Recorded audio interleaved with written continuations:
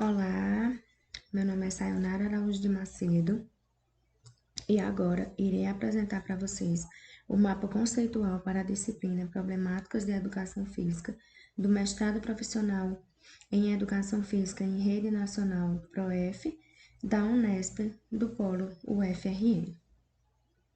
Todos os dias, no chão da escola, enfrentamos problemáticas relacionadas à nossa prática. E essa disciplina do PROEF só vem confirmar que essas problemáticas são enfrentadas por todos nós, professores, ou pela maioria de nós que trabalhamos com a educação física escolar. E quais problemáticas são essas? Abandono do trabalho docente, relação entre teoria e prática, aspectos legais da educação física escolar, indisciplina e afastamento dos estudantes, dificuldades relacionadas ao ensino do esporte, questões de gênero na educação física e temas geradores. Então, todas essas problemáticas acontecem, nós, professores da educação física, enfrentamos na escola. E agora eu iniciarei a discussão sobre o abandono do trabalho docente. O texto base utilizado para a discussão do abandono do trabalho docente foi Educação Física Escolar entre o rola-bola e a renovação pedagógica, de Fernando Jaime Gonçalves. O texto trata da atuação docente, das atuações docentes. E essas atuações docentes, ele traz 3 tipos. A primeira delas, as práticas tradicionais, que aconteceram entre as épocas das décadas de 70 e 90, onde o conteúdo dessas práticas tradicionais é o esporte e seu objetivo é o rendimento. Quais são as características das práticas tradicionais? Preparar as equipes para competições, separação de meninos e meninas, isso causando a exclusão tanto das meninas como dos menos habilidosos, porque essa prática ela favorecia e priorizava os mais habilidosos e os aspectos técnicos. Já o segundo tipo, que é o desinvestimento pedagógico, também chamado de rola-bola, as suas características são a falta de intervenção do professor, quem escolhe as atividades realizadas nas aulas são os alunos, e isso causa exclusão. Exclusão de quem? Dos menos habilidosos, levando à ausência desse aluno, na maioria das vezes, das aulas de educação física. Bom, o outro tipo de atuação docente que o autor traz são as práticas inovadoras. As práticas inovadoras, ela vem como objetivo ensinar os conteúdos se contrapondo ao rola-bola, que são as práticas tradicionais, e que é o desinvestimento pedagógico, e o esportivista, que são as práticas tradicionais. É interessante que a gente discuta um pouco e analise algumas categorias que o autor traz, que originaliza ou impede o desinvestimento pedagógico e estimula ou inibe as práticas inovadoras. Como assim, Sayonara? Por exemplo, a primeira categoria que ele traz é a transformação da área. Então, a educação física, ela vem, né, em uma transformação. E o professor que trabalha, que tem atuação no rola-bola, ele não sabe o que fazer após essa transformação da área, porque ele passa tanto tempo fazendo a mesma coisa que aí quando a educação física ela muda e ela vem com um objetivo a ser trabalhado na escola, com os conteúdos, esse professor ele não sabe o que fazer. Já o professor que trabalha com as práticas inovadoras, ele se sente aberto, se sente favorável a trabalhar com novos conteúdos e defender a sua prática. A segunda categoria para análise são as condições de trabalho. Por exemplo, a remuneração, o tempo para planejar, a formação continuada, a jornada de trabalho, o número de alunos que é enorme por turma, a infraestrutura e a falta de material. Essa condição de trabalho, essas condições, ela tanto acontece com os professores que desenvolvem, que atuam no rola-bola, como as práticas inovadoras. O segundo ponto, o terceiro ponto é a cultura escolar. E essa cultura escolar é por quê? Porque nós sabemos que existe uma cultura na escola, principalmente relacionada à educação física. Então, por exemplo, a comunidade não conhece o que a educação física trabalha dentro da escola.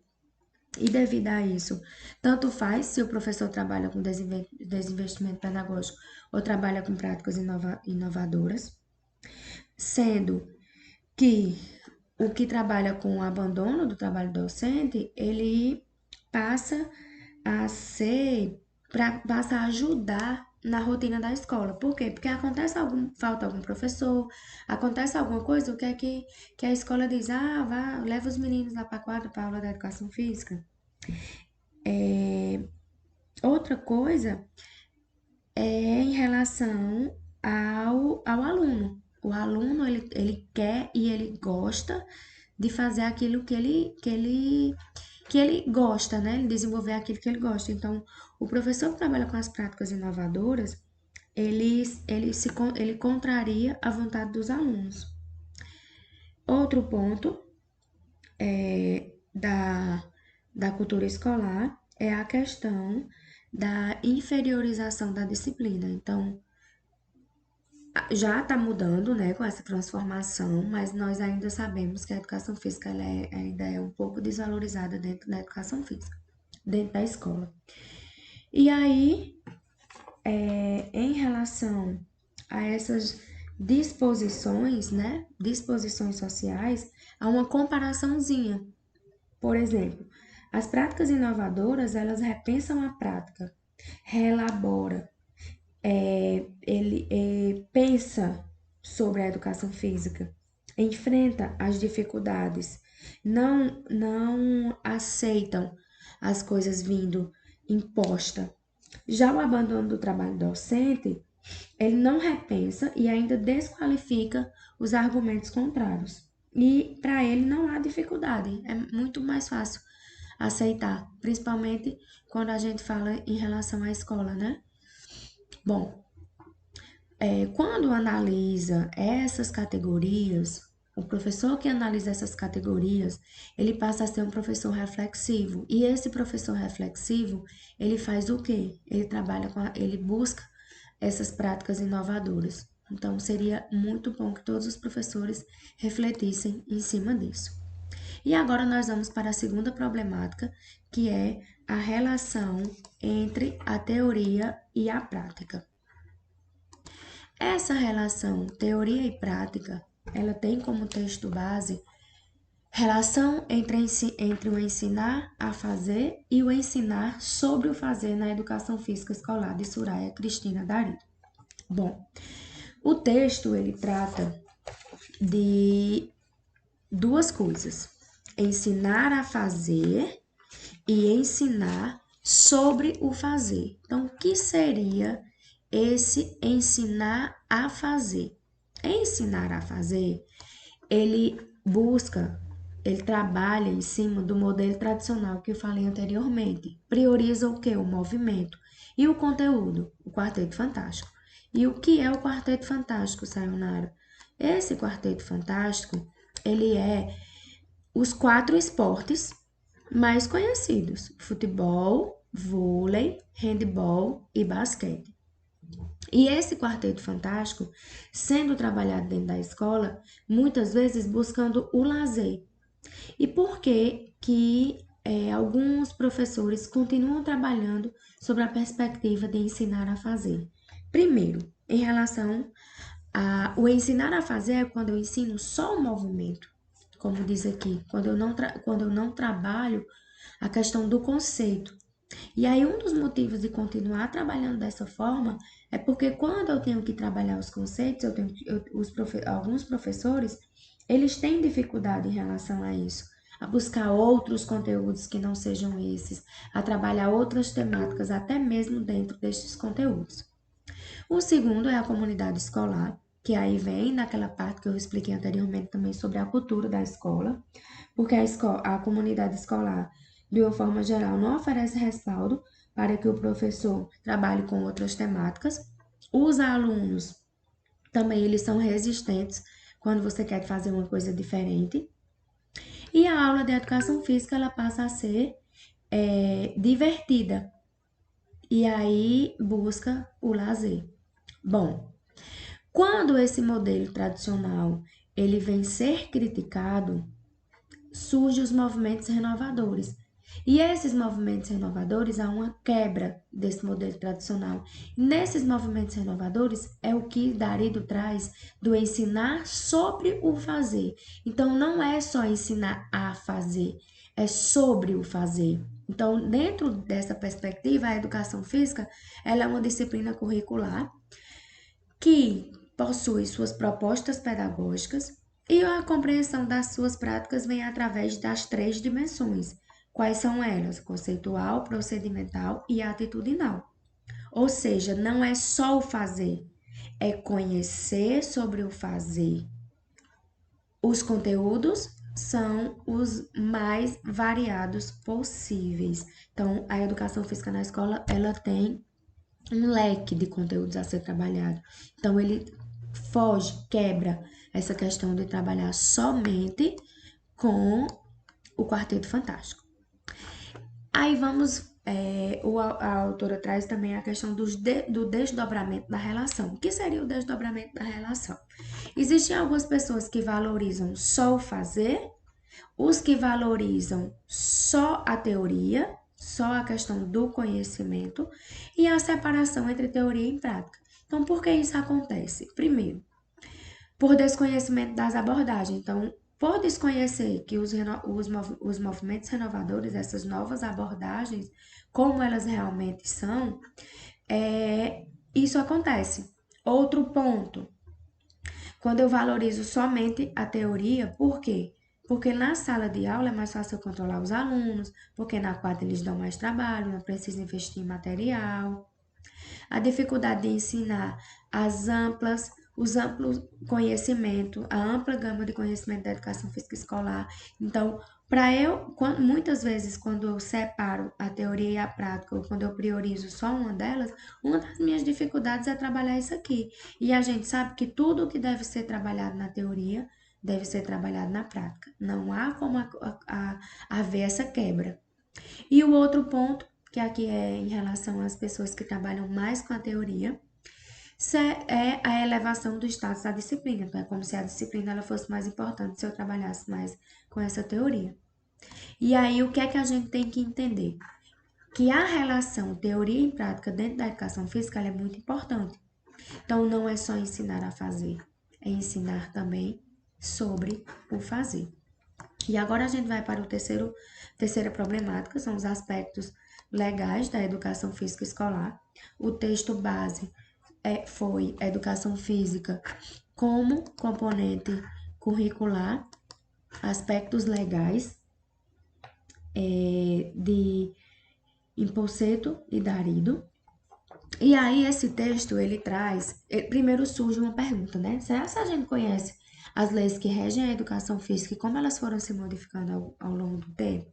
Primeiro, hoje a educação de uma forma geral, ela é regida pela LDB e a primeira LDB, e esse texto ele traz uma reflexão sobre as três LDBs. Então, a primeira LDB foi em 1961, onde a prática ela era obrigatória a todos os alunos e até 18 anos nos cursos primários e médios. A segunda LDB, o curso primário e médio, ele passa a ser primeiro e segundo grau. A prática ela era obrigatória em todos os níveis, sendo facultativa ao aluno que trabalhasse mais de 6 horas por dia e estudasse à noite, tivesse mais de 30 anos, prestasse serviço militar ou fosse fisicamente incapacitado. A educação física na LDB de 1971 ela era uma atividade onde ela tinha seus conteúdos, tanto no primeiro grau, como no segundo grau, como no ensino superior. E a LDB de 1996, que é a que hoje a educação ela é regida, a educação física ela deixa de ser uma atividade e passa a ser o quê? Um componente curricular, obrigatório no ensino básico e facultativo nos cursos noturnos. Então, no início da LDB de 96, esse ensino ele era facultativo somente no ensino noturno. Mas, em 2003, surge a Lei 10.793, que aí a gente, traz, no texto traz essa pergunta: avanço ou retrocesso?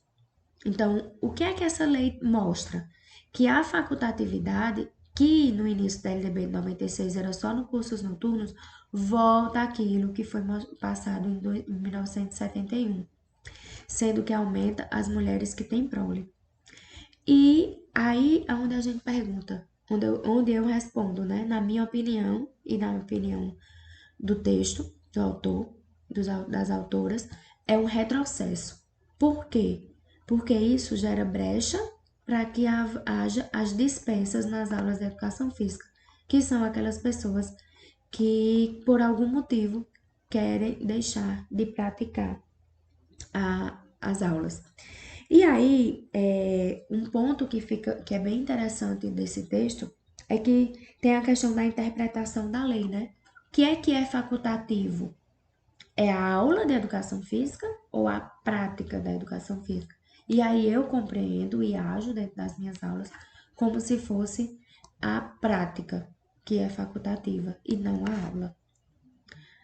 E agora nós vamos para a próxima problemática, que é indisciplina e afastamento dos estudantes.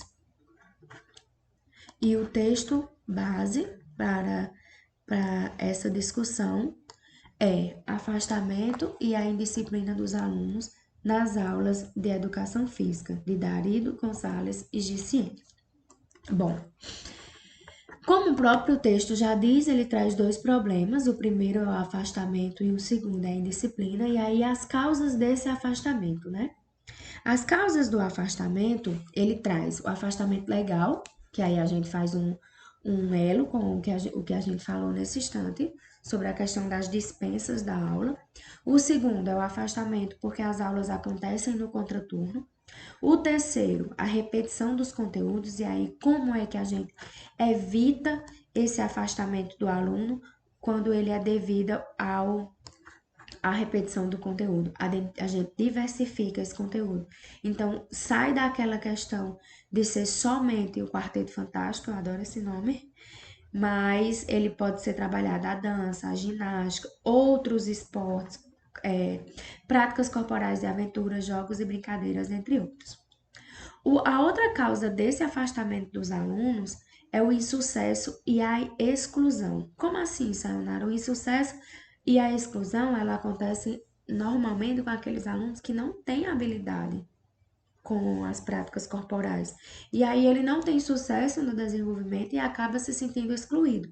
E aí o texto, ele traz duas propostas para melhorar as aulas e fazer com que os alunos que têm essa causa do afastamento diminua esse tipo de afastamento. Primeiro é o Sport Education, desenvolvido por Dario em 1994, que busca ressignificar o papel dos alunos nas aulas.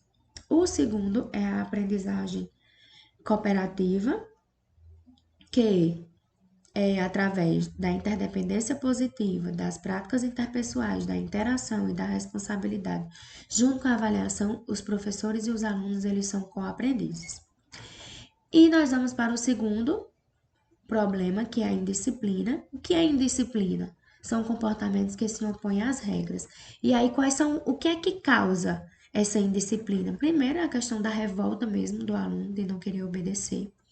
E outro ponto que pode causar é a questão da falta de conhecimento da regra ou do porquê daquela regra. Quando a gente fala da origem da indisciplina, normalmente a escola coloca a culpa na família e a família coloca a culpa na escola. Mas vamos para a parte principal. Como enfrentar? Bom, o autor também traz dois tipos de propostas. A primeira é TPCR, que é o modelo de responsabilidade pessoal e social de Donald de 1990, onde ele trabalha com as práticas corporais, objetivando o desenvolvimento dos valores sociais e pessoais. E aí ele traz alguns níveis para ser desenvolvido, e o segundo é o futebol calejeiro, que ele é o futebol de rua. Então ele é uma prática voltada para o futebol, onde as regras elas são previamente acordadas e aí ele é desenvolvido a partir de 3 tempos, onde no primeiro há a combinação das regras, no segundo o jogo propriamente dito e no terceiro a discussão sobre esse jogo. Finalizando o afastamento e a indisciplina, vamos discutir agora sobre a questão das dificuldades relacionadas ao ensino do esporte. Bom, então vamos lá. O texto é Inquietações no tratamento do esporte da educação física escolar de Barroso. O que é que o texto vem mostrar? Ele vem falar do esporte nesses períodos. Primeiro, no modelo esportivista, que aconteceu antes de 1980, onde antigamente a educação física ela tinha a questão biológica, e aí nesse modelo esportivista ele priorizava o esporte. E é muito importante a gente discutir o motivo que o esporte ele passa a ser um conteúdo hegemônico das aulas de educação física. Primeiro, o propósito da educação física é transmitir de forma crítica os conhecimentos pertencentes a uma cultura, onde o esporte ele não é o único conteúdo. O segundo são as equipes, que é o quê? Durante o modelo esportivista havia uma prioridade, né, em formar equipes, valorizando aqueles mais habilidosos e deixando os outros em segundo plano. E o terceiro tem a questão das modalidades, que nessa época eram aquelas mais conhecidas, chamadas de Quarteto Fantástico. Após 1980 surgem as práticas renovadoras. Então, se você prestar atenção, há a relação com aquilo que a gente trabalhou anteriormente. Então, nas práticas renovadoras, o conteúdo ele vai além do esporte e além das práticas da questão biológica. E aí as críticas, elas surgem a partir das críticas do modelo esportivista. Porém, o texto traz alguns equívocos, 4 equívocos sobre a questão dessas críticas. Porque quando a gente fala nas críticas do modelo esportivista, era como se a gente não era mais para trabalhar o esporte. E aí ele traz 4 equívocos. Primeiro, a forma como o esporte era trabalhado. Segundo, a questão que as pessoas eram contra o ensino da técnica. Terceiro, a contraposição do rendimento da ludicidade. E quarto, substituição da prática da modalidade pela reflexão sobre o fenômeno. Então, não é excluir o esporte ou deixar de trabalhar, é só organizar isso. Bom, e agora, será que teve alguma mudança para o panorama atual hoje? Bom, então o esporte, como é que o esporte ele é trabalhado hoje dentro das aulas de educação física? Primeiro, surgem os documentos, né? Atualmente, hoje nós temos alguns documentos. Primeiro surge o PCN, depois surgem as diretrizes e hoje a gente utiliza como base esses documentos curriculares, né? Escolar, a BNCC. E aí, mesmo assim, com tudo isso, como é que ainda é trabalhado? Através do Quarteto Fantástico, muitas pessoas ainda ensinam somente os 4 esportes mais conhecidos.